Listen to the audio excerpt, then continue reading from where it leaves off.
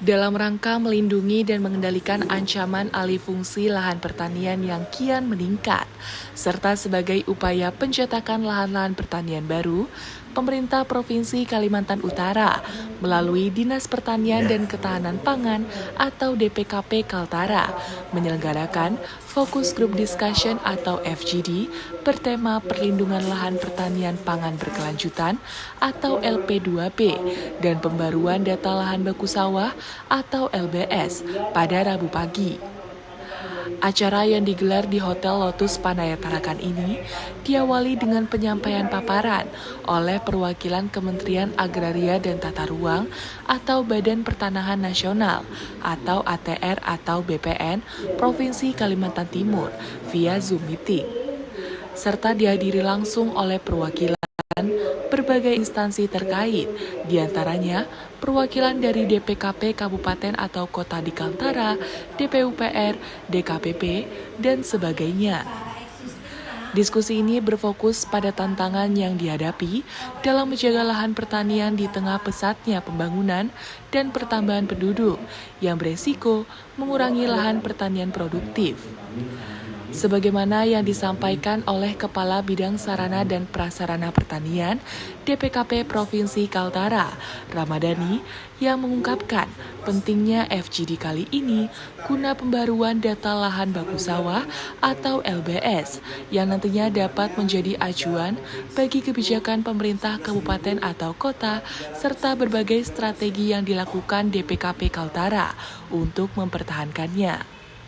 Artinya strategi pertama adalah kita pemberian insentif. Pemberian insentif yang selama ini kita berikan adalah yang sudah kita lakukan itu melalui penyaluran pupuk bersubsidi. Dan yang kemudian langkah apa lagi selanjutnya strategi kita untuk mempertahankan itu? Ya coba kita memberikan bantuan stimulan, artinya tidak berkelanjutan. Kita dianggarkan melalui anggaran pemerintah daerah atau pemerintah provinsi yang pada saat tahun ini itu kita memberikan bantuan berupa alsintan seperti mesin hand traktor, terus kita memberikan alat tanam. Nah, seperti itu alsintannya kita berikan untuk pemenuhannya dia.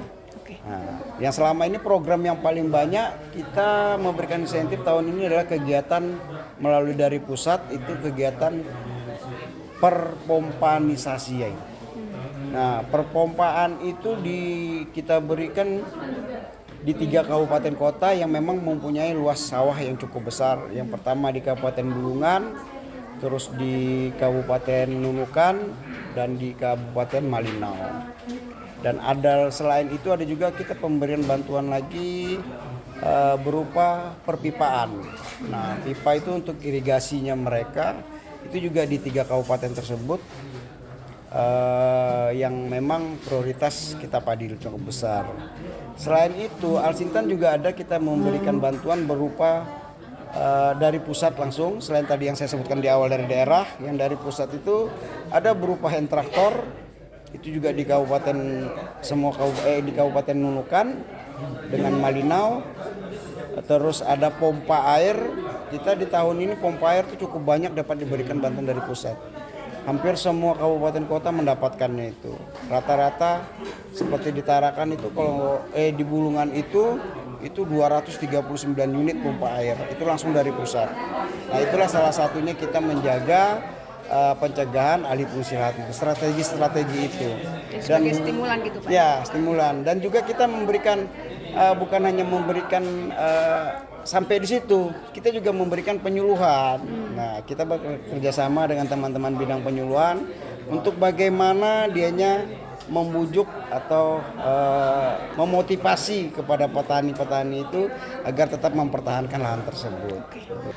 Dalam FGD yang dimoderatorin oleh Salahuddin Eshud MP ini, peserta diskusi banyak menyampaikan perbedaan data yang mereka dapatkan. Saat ini data menunjukkan luas lahan sawah di Tarakan mengalami penurunan drastis menjadi hanya 10,18%.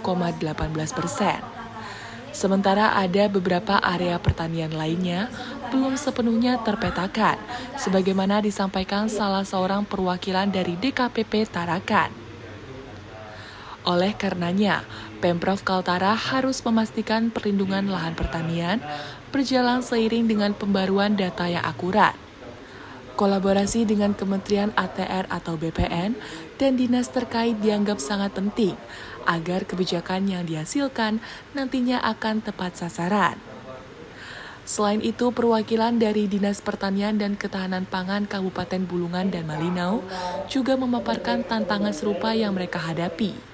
Di Bulungan, pembaruan data LBS tahun 2023 masih terkendala dengan belum terintegrasinya data terbaru, sementara di Malinau, luas lahan pertanian yang tercatat juga mengalami penurunan. FGD ini juga memberikan ruang untuk mengeksplorasi solusi jangka panjang bagi perlindungan lahan pertanian berkelanjutan, diantaranya dengan memastikan integrasi data dari seluruh wilayah yang belum terjangkau. Lebih jauh lagi, hasil FGD ini diharapkan dapat menjadi pijakan bagi pemerintah dalam mengambil langkah-langkah strategis untuk memastikan lahan pertanian tetap menjadi pilar ketahanan pangan di Kalimantan Utara. Tim Liputan Ekuator TV.